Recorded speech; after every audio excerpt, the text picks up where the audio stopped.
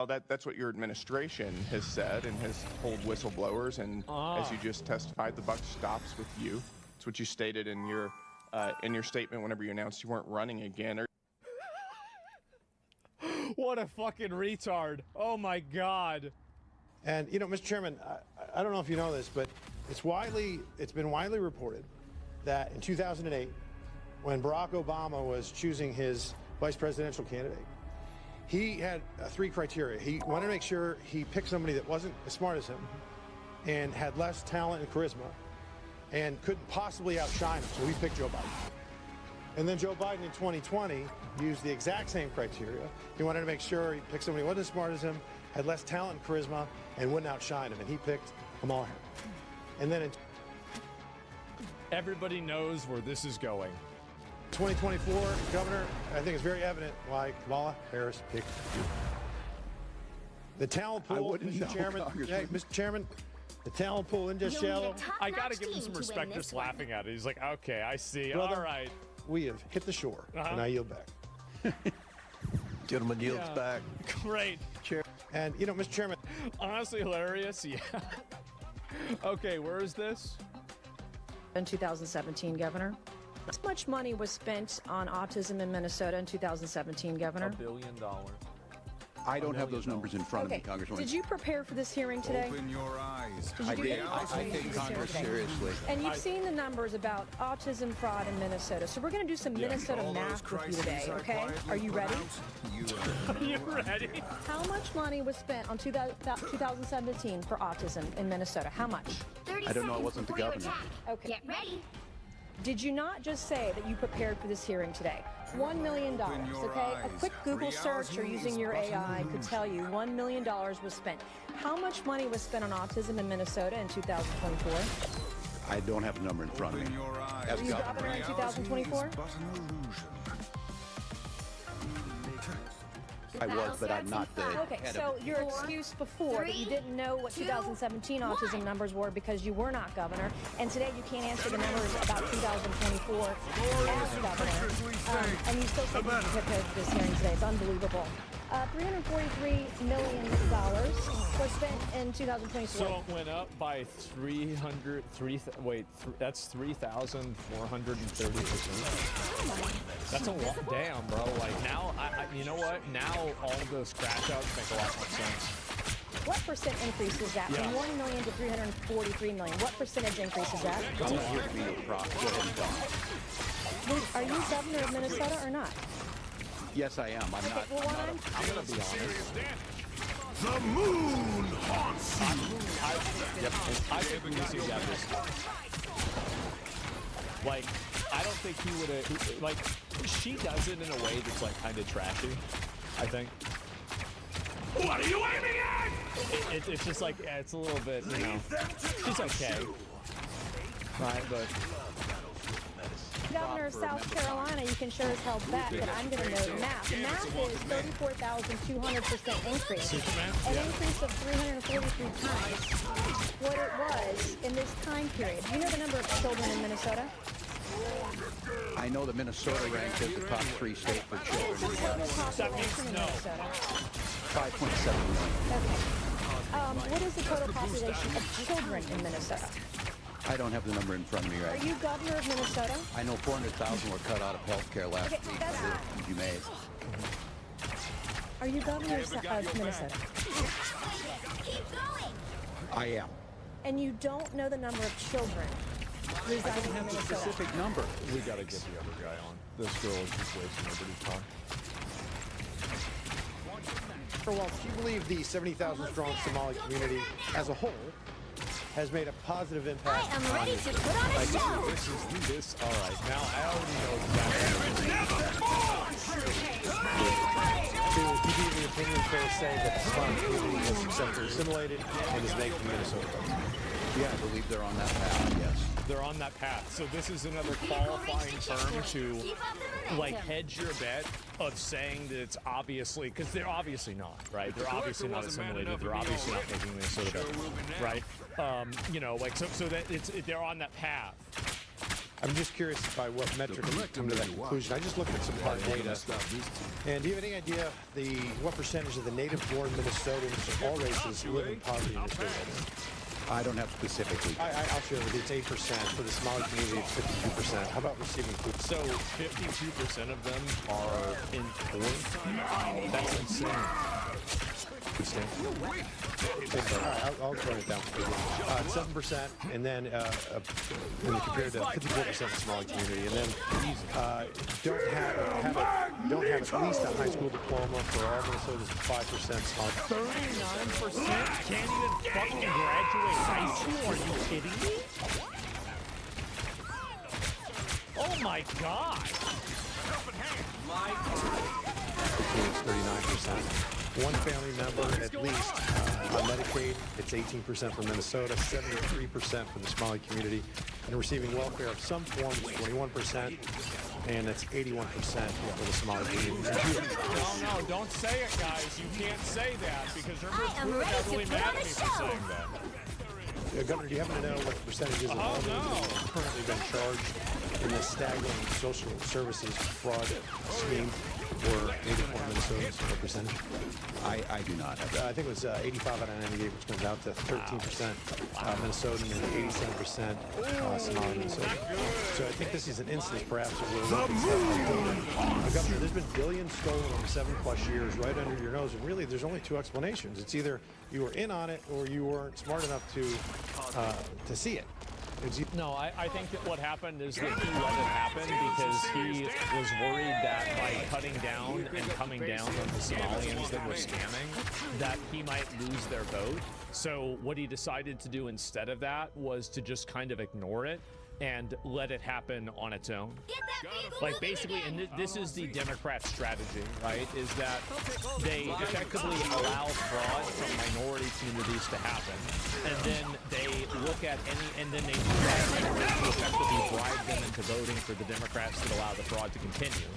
And then at the same time, because they're allowing the fraud categorically from different immigrant groups and different minority groups, any sort of criticism towards those immigrant groups or minority groups is reframed as racism and then disregarded. That's the strategy that they're using.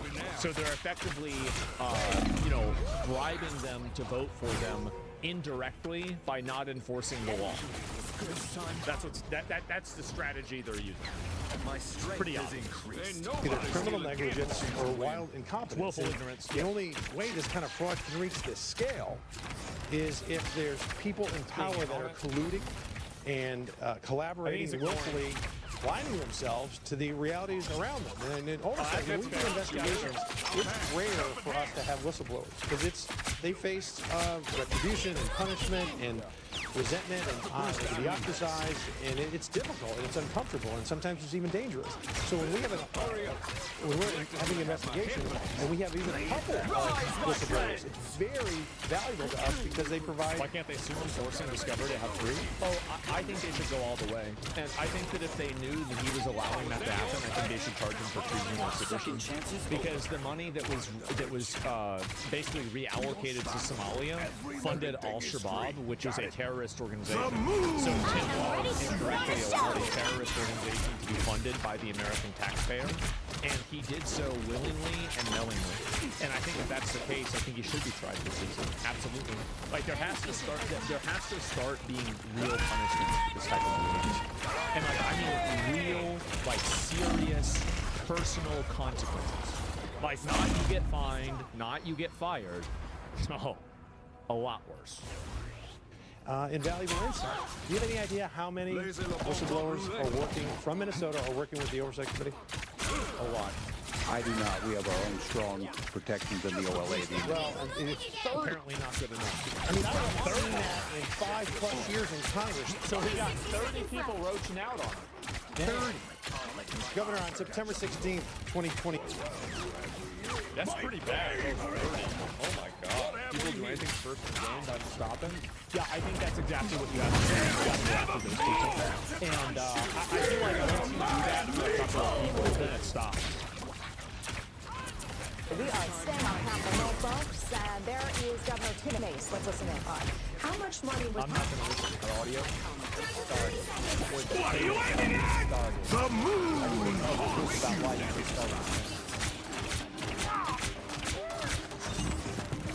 Well, Chairman, we did that. And feeding our future grew because of the pandemic. And I asked that question. I said, why didn't you tell the truth about why you restarted the payments? Payments stopped because there were concerns, obviously, it wouldn't stop the payments.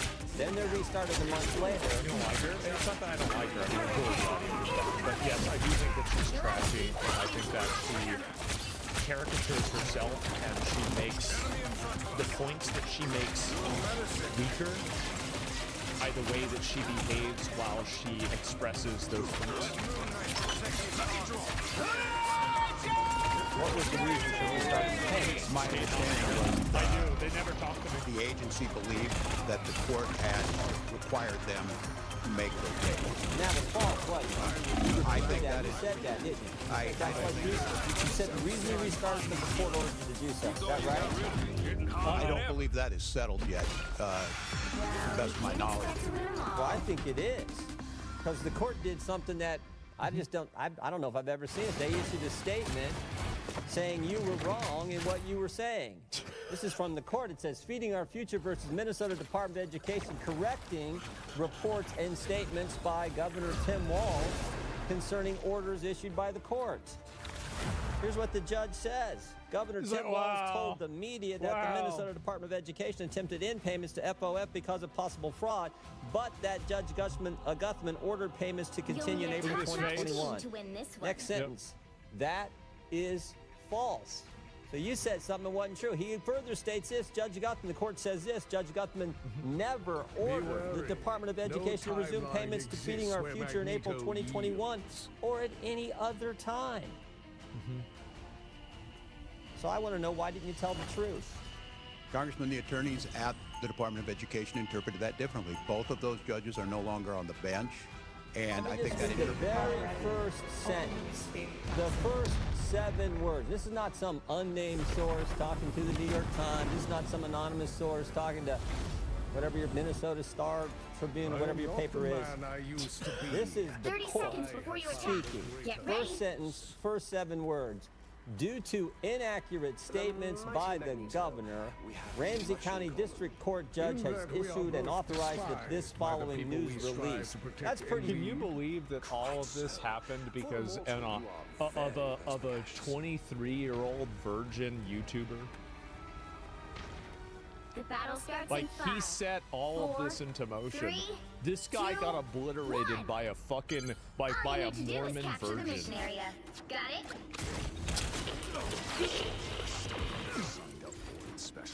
I mean, I've never seen something like that happen. Just crazy. David and Goliath? Yeah. Why do you have to keep saying the virgin part? Because it makes it better. That's why. It makes it better. Straightforward. So the court's It's not my fault. It's the way it is.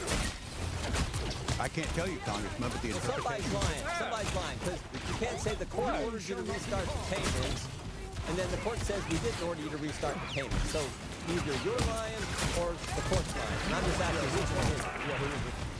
I just simply know what the attorneys at the agency believed that it was a misinterpretation. And I would note that those... Could it be you were trying to hide behind the court, Governor? That may be the reason The why... thing is that, again, he has an argument. He's not using it. The real argument he should be using is that, you know, a inaccuracy does not imply a lie.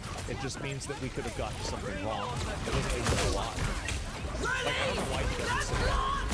Rather than like this weird fucking, like, you know, like this meandering bullshit. The statements you did and why the court had to do something you've never seen done before. The issue of statement saying you're wrong, the governor is wrong. His statement is, their words, not mine, false. Could that be the reason? That was not the interpretation of the attorneys. And you know, court orders work. You can appeal those, Congressman, as you well know. I'm sure Is it all about politics, Governor?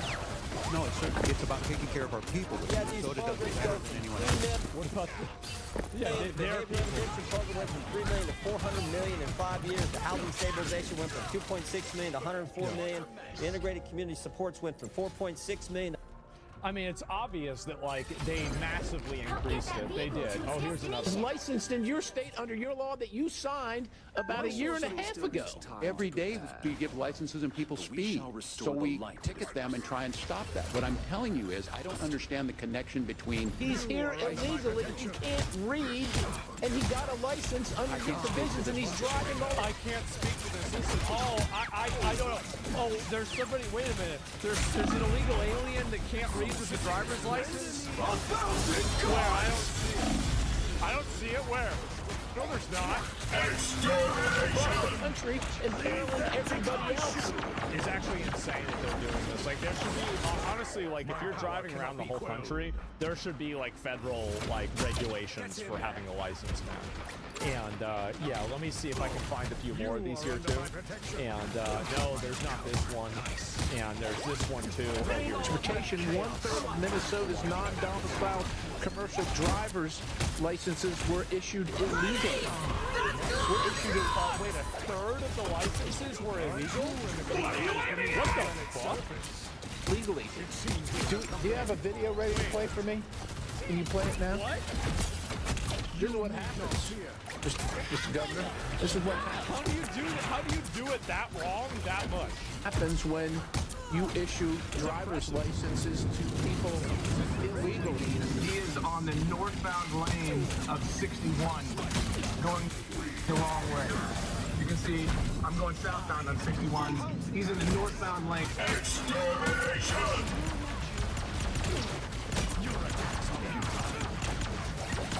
Great job. Right, let me see. Can I find that video? Where's that video?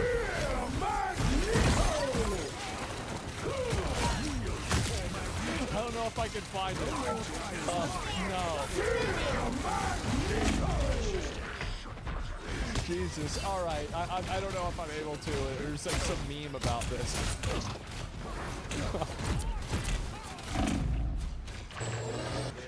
No, I can't. Sorry.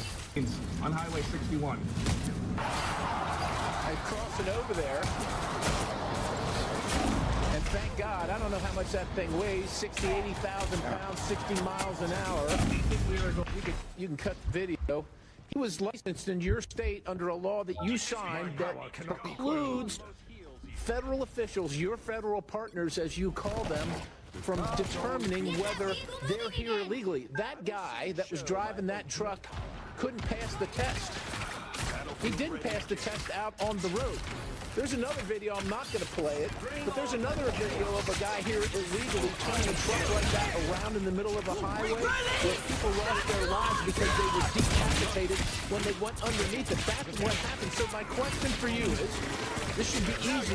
What are you going to do to rectify the law that you signed that allows people here illegally to get a CDL? That case was in Missouri, not in your state. Look, if you don't want to protect... It's not going to stop until you hold these people accountable. You made like he's the governor. Why not just hold him as an accessory for the people that got killed? Like reckless endangerment. Fucking, there's like probably 50 things you could charge this guy with, bro. Like, take him through the ringer. Take him through the ringer. Go all the way.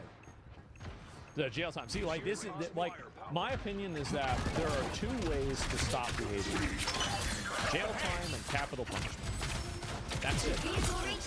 Everything else doesn't stop behavior. Those things stop behavior. So if you're not doing one of those two things, you might as well just not do anything at all.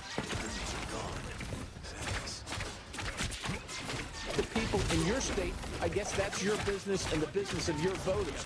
But that driver was driving in Missouri. Yeah. And if he'd have hit a bunch of people, honestly, to me, you could have been held liable.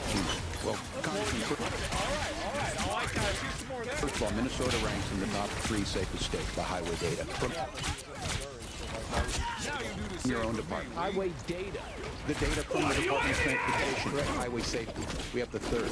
We want everybody on our roads to be licensed. So are you saying based on that you're okay? I'm not okay with that. I'm not okay with you or I speeding. I'm not okay with DUI. But you signed this law that allows for that.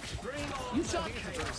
How is it that giving illegal aliens that can't read English, how does that make the road safer? Does that make the road more or less safe? Like, that's really the question you should be asking. And you're going to do nothing about it? I can't speak to the specifics on the CDL. What I can tell you is... I can. I referenced your law. It says House of Representatives, State of Minnesota. And I know there's a lot of words here. I just know our roads are safer. Exactly the sections that allow for this to happen and preclude federal enforcement regarding immigration and the illegality of people receiving CDLs under your state. Driver safety and immigration are two separate things. Anybody had that? Like, not if you let them get in without the immigration paperwork, and then you let them become drivers. Yeah, no, it's not two separate things. And also keep in mind that this is also another tool that they use in order to legitimize illegals. Because a driver's license in a lot of cases is used as primary documentation for signing up for a lot of different things on the internet. You guys know this. How many people have ever taken a photo of their driver's license or something like that? It's extremely common. So now this is the same thing he's doing. He's trying to invent this narrative so he can justify doing it. I've been a citizen or not, it's still tragic, it's wrong, we shouldn't do it. What I'm telling you is in Minnesota, we have the third safest roads in the country. So you're good. So you're good with this practice. I'm not good with that. Well, what are you good with? Because that's what's happening under your law. Well, I can't speak to the specific on if it's an outlier. We get licensed people who eventually people get DUIs after we issue. That happened last month. This is March. That happened a week and a half ago. Yep. But you're not going to do anything. Sure. What are you going to do? What are we going to do? There's a traffic law against them. Oh my God. So then if there's traffic laws against it, why not? Why do we arrest people for DUIs? Why do we take people's licenses away whenever they get a DUI? If there's traffic laws against driving drunk. Like, this is the type of, like, oh my God. Is this person arrested? How can somebody think like this? I sure hope so. That's good. And but he was licensed in your state that you signed about a year and a half ago. Every day we give licenses and people speed. So we ticket them and try and stop that. What I'm telling you is I don't understand the connection between... He's here illegally, he can't read, and he got a license under provisions, and he's driving all across the country, imperiling everybody else. That's the connection. I can't speak to you. The data shows Minnesota is one of the data shows... This is the reason why they try to capture educational and research institutions is so they can selectively create data in order to justify their behavior. So obviously, I mean, you don't need to have it. Like, if the data shows that illegal aliens don't make the roads more unsafe, then the data collection method is wrong.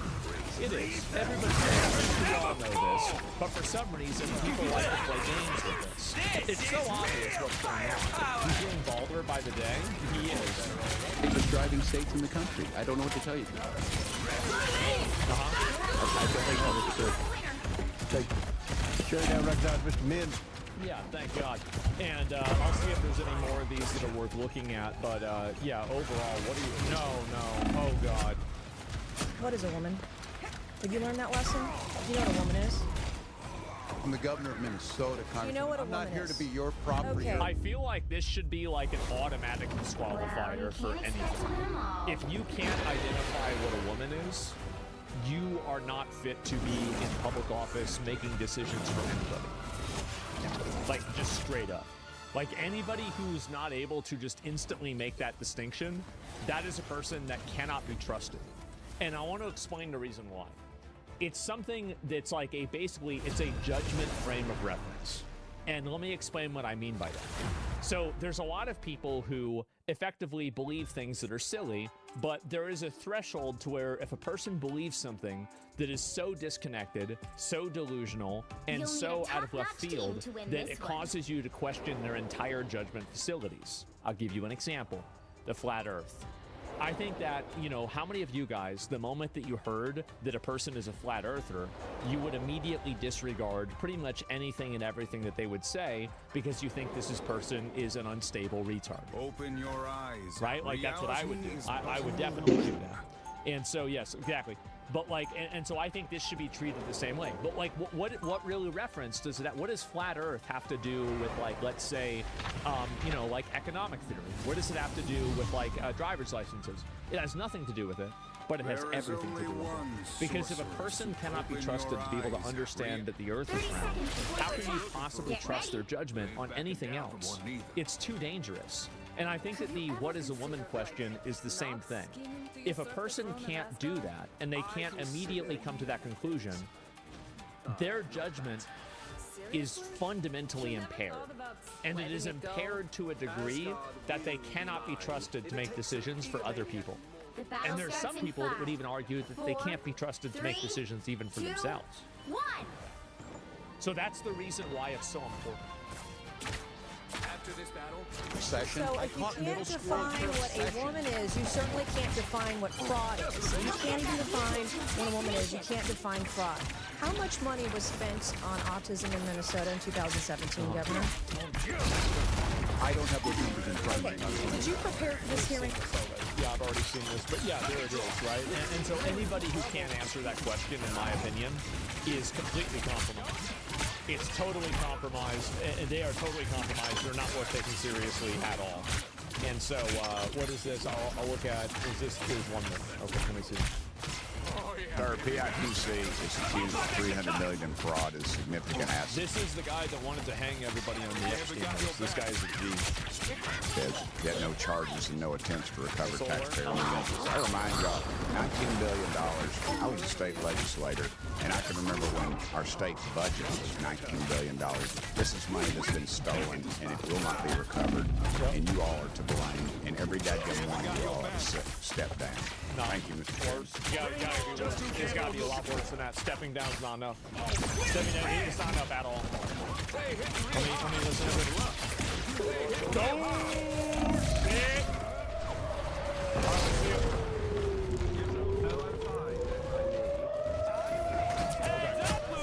I didn't know if there'd be one. Laissez le bon temps brûler. Dadgum. Yep, you're right.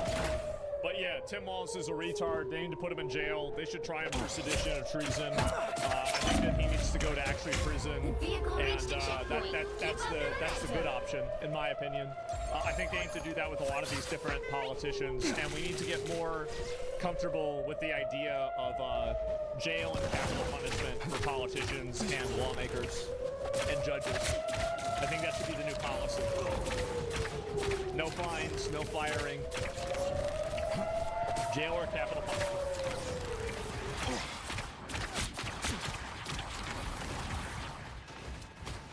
It seems we have company. Just the boost I need. Much better. Mr. Donald from Florida. Thank you, Chairman.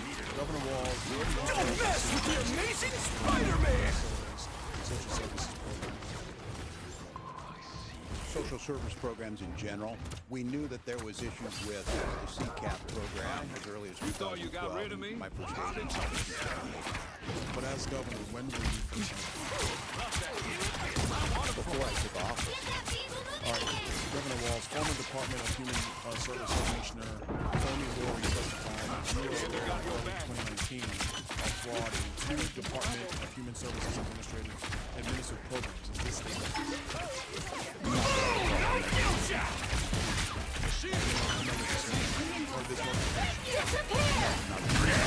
March of 2019, the Office of Legal Affairs reported $5 to $6 million in child care assistance program fraud. In April 2019, the Department of Human Services Executive Control fraud. Were you aware of these? Not specific to this, but because of that, my office reported actions to address. Starting. Now you do Is it correct that your administration was aware of the Feeding Our Future fraud as early as May of 2020, based upon regular discussions of our program irregularities? I believe that's correct with the agency, the Department of Education, and then going back to the USDA. I'm gonna go back. Was your office notified of these fraud allegations? Not me specifically, that they're handled internally. Who was notified? The agencies do their work, the commissioner, and then if someone in my office, as governor, I make I did this job for 12 years. I make more decisions. So someone was maybe notified that the agency was Yeah, that's the next question.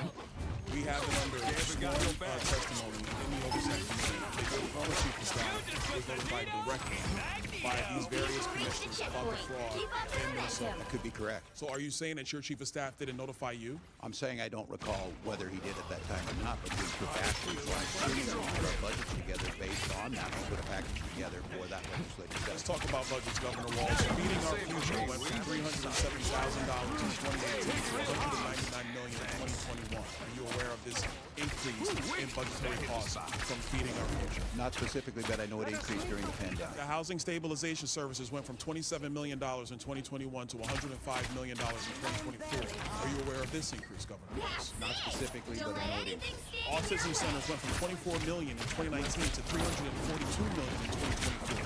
Are you aware of that? Not specifically again, but yes, we know the budget. Community support went from $4.6 million in 2021 to $170 million in 2024. Are you aware of that? Yeah, not specifically on the numbers, but the budget. Governor Walz, you have to submit a budget to your legislature every single year, like every governor has to do. If you're not aware of these increases, what was your everyone found? My budget is about $72 billion. It invests $23.80.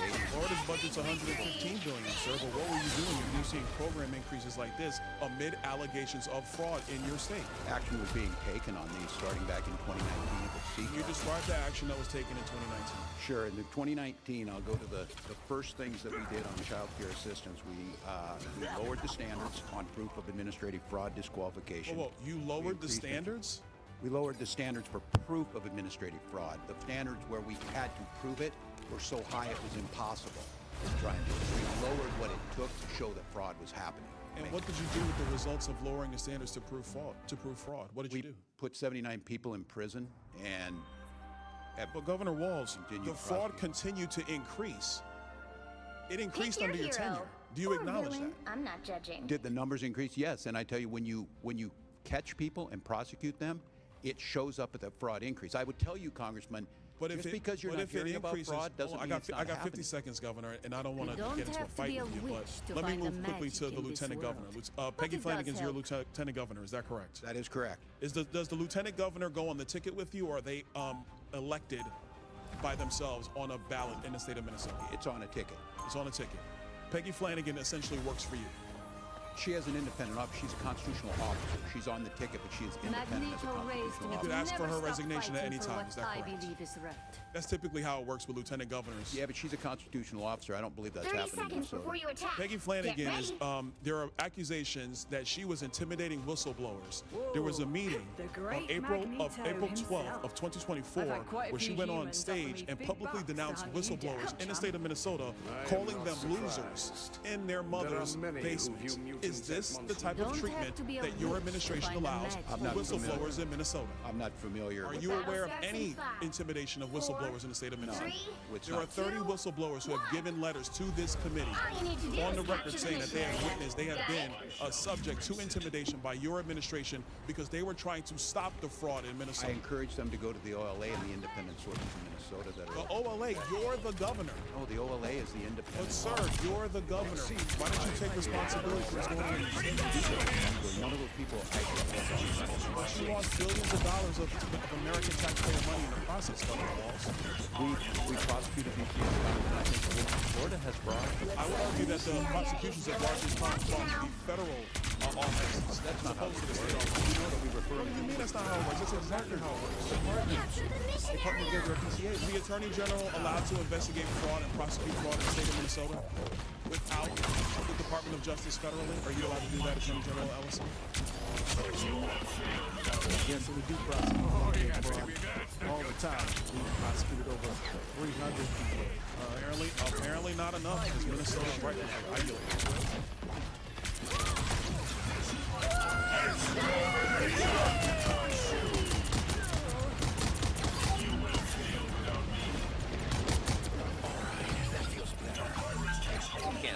Your powers are mine!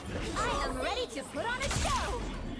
There are few crimes more morally repugnant than stealing from vulnerable children. Every dollar stolen is a meal not eaten, a doctor's visit missed, and a future generation. Child welfare fraud plunges our children's protection and erodes our nation's future. And disturbingly, at the start of this new year, America has learned this kind of looting was not occurring in some distant or lawless place, but in the heart of America's Midwest. Federal prosecutors in Minnesota now estimate that half or more of the $18 billion spent since 2018 across 14 Minnesota welfare programs may have been lost to fraud. If confirmed, the amount stolen would rank among the largest welfare frauds in American history.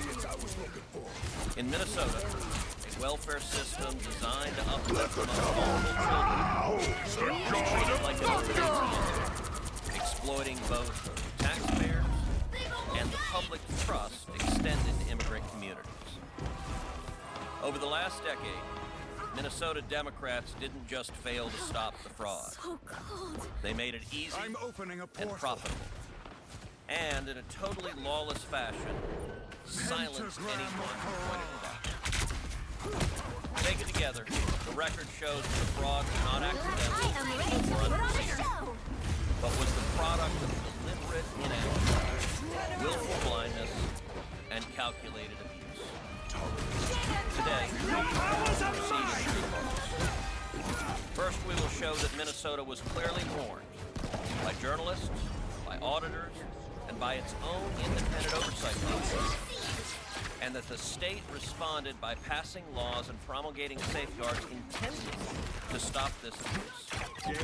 Secondly, we will examine how Minnesota's Democrat leadership deliberately turned a blind eye, failed to enforce those safeguards, and in some cases retaliated against those who tried to sound the alarm. And third, we will explain how the fraud actually took place, the mechanics by which these schemes operate, and the very real harm they inflicted, not only on taxpayers, but on vulnerable children and on law-abiding Somali families whose trust and identity were exploited. First, Minnesota was warned. Let me be clear about one foundational fact. Minnesota was not caught unawares. Minnesota was warned repeatedly, unmistakably, and years in advance. This fraud did not arrive suddenly. It did not emerge from an unforeseen loophole. And it did not occur without notice. As far back as 2010, the Milwaukee Journal-Sentinel exposed widespread child care fraud across the upper Midwest in a Pulitzer Prize-winning investigation that sent a clear warning to regulators, providers, and the child care industry as a whole. Without strong oversight and verification, fraud would flourish. Minnesota was on notice. Nearly a decade later, those warnings were no longer journalistic. Now, they were official. In 2019, the Minnesota Office of the Legislative Auditor issued a formal report examining Minnesota's Child Care Assistance Program, CCAP. The Legislative Auditor identified serious deficiencies in oversight, including inadequate attendance verification, weak financial controls, fragmented enforcement, and an over-reliance on provider self-reporting. The auditor warned plainly that these conditions created a high risk of fraud. Critically, the auditor estimated that approximately $100 million of child care assistance program funds had already been lost. Minnesota Democrats responded, but not out of vigilance. Out out of political necessity. The report landed just months after they won their new majority in the state legislature in the 2018 election. Faced with a damning audit and mounting political pressure, Democrats acted. Let the devil out! Following the 2019 report, the legislature amended CCAP statutes and promulgated new enforcement policies designed to close precisely the gap the auditor had identified.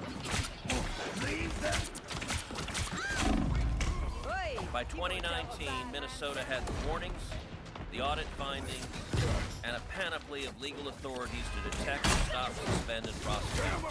Ain't nobody stealing Gambit's lucky draw. But that brings us to the second part of the fight. Democrat leadership ignored the law they had just passed, attacked whistleblowers, and failed to enforce it. Once Minnesota had been warned, and once Minnesota Democrats wrote the solution into law, the duty was clear. Enforce the law. Instead, they treated legislation as a press release, not a mandate, providing political cover while allowing the money. Federal audits later confirmed that Trump had been warned all along. Minnesota failed to verify attendance. I'm ready to put on a show! And failed to intervene early when red flags were. What's worse, rather than go after the fraudsters, the state went after the On January 31st, 2026, the Minnesota Star-Tribune reported that staff at the Minnesota Department of Human Services repeatedly flagged fraud risks and lacked safeguards, only to have those concerns ignored, dismissed, or met with retaliation. According to that reporting, current and former DHS employees sent an anonymous letter to the U.S. House Committee on Oversight and Accountability describing serious systemic failures dating back to at least 2019.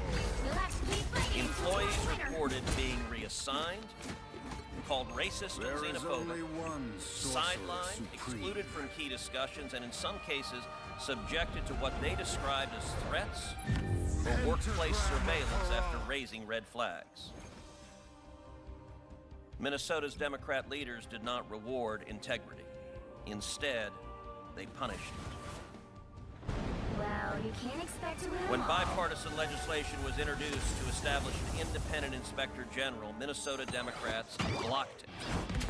The Democrat House Speaker at the time explained why. An inspector general, quote, is not part of the budget framework, citing an $18 million cost over 4 years. As billions were being pilfered by fraud and as whistleblowers were being silenced and punished, Minnesota Democrats had the gall to say...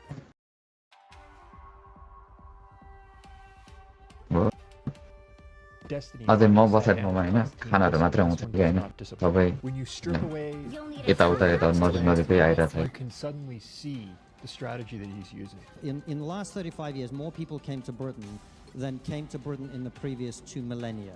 So there must be a reason. What is the reason? Destiny is going to try and divert away from that at all costs. Because I hear a lot of these words will be like, it was a lot of people. Well, hold on. I was like, what does that mean? Yeah. I'm explaining it. So Okay. more people in 35 years than 2,000 years, that sounds like quite a lot of people. Is Not that fair? necessarily, no. Is that fair? No, not really, right? There's no such thing as a change that is too drastic too quickly because, well, everything changes. This is actually postmodernism. You don't think that more people coming into a country in 35 years than have come in the previous 2,000 years is quite a lot? I just think that statement is like vacuous and meaningless. When we say quite a lot, what should it have been less? Who can really say what a lot is? It's just a social construct. Everything's always changing. If more people have come into a country in 35 years than have come in 2,000 years, that is objectively a lot. Now, you might think it's a good thing. Like, I like ice cream, and if I eat a tub of ice cream, I'm not going to say that's not a lot of ice cream. I still like it, but it's a lot of ice cream. This is what I enjoy about making these videos, is that I can edit away the filler. And when you do, these dynamics suddenly become so visible. So, to be clear, when you say a lot, that's a normative value that's with respect to some kind of norm. Or when you say a lot... Oh, yeah, because compared to before. Yeah, that's objectively, that is objectively true. It's just kind of a meaningless statement. Like, everything is a lot more. You've accepted what I'm saying objectively true. Correct, yes. It's a meaningless statement, but yes. All you have to do is try and take a picture of the statement a lot doesn't really mean anything.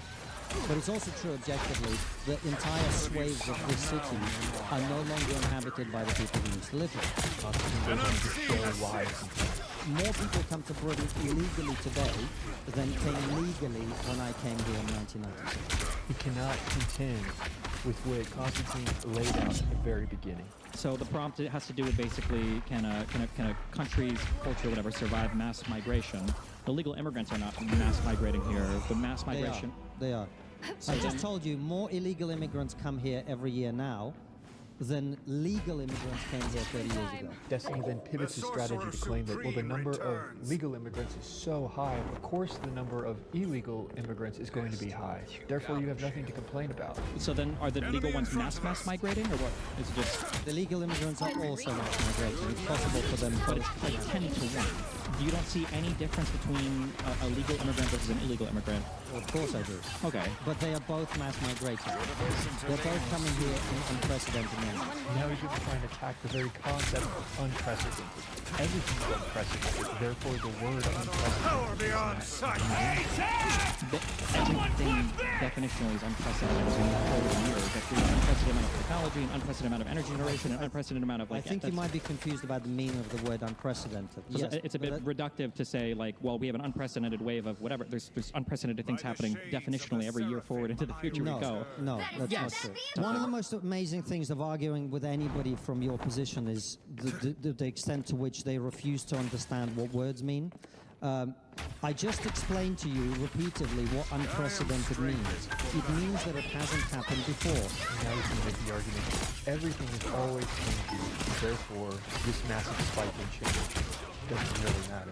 Is there anything in U.S. culture, in British culture, that has remained the same for the past 30, 40, 50, 60 years, for the past 100 years, that it doesn't have an unprecedented thing happening? Absolutely. I mean, that is what a culture is. It is what is preserved over time. How? Andrew Wilson said it well. Traditions are the experiments of the past that worked. As the U.S. reaches its 250th anniversary, it's worth taking a second to recognize the people who have helped sustain this country since the beginning. Among them are American ranchers. For generations, through economic instability, wars, natural disasters, ranchers have continued on to feed the country. And that tradition lives on today. Good Rancher sources all of their processed package delivered right here in the U.S. Even their customer support team is based domestically. And Good Ranchers donates a portion of their profits to veteran organizations. I have now subscribed to Good Ranchers myself for the U.S. I really enjoy steak, so I appreciate how easy this is to manage. I can just pause deliveries and order more or make whatever changes I need. Their system is built to accommodate schedules. To support a company that's committed to honoring America's past, present, and future, visit goodranchers.com today.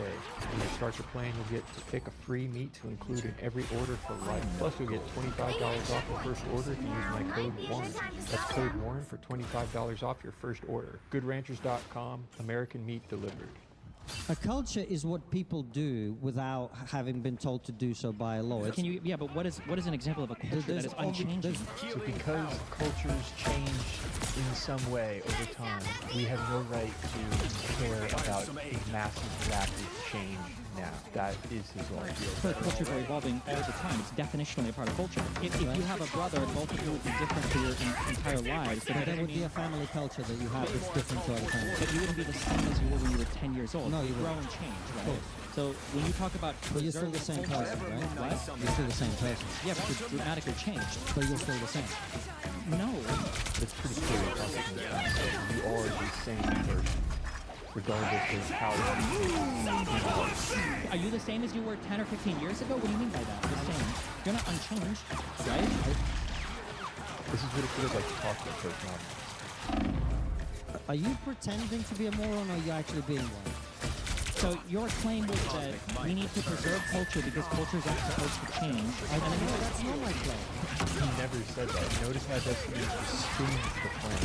Something that Constantine never said. My question is, over the past 30 or 40 years, what are things that have changed in American or British culture that you feel over the past 200 years were unchanged? Great. This is inevitable. One of the things that has changed in Britain over the last 30 years is we now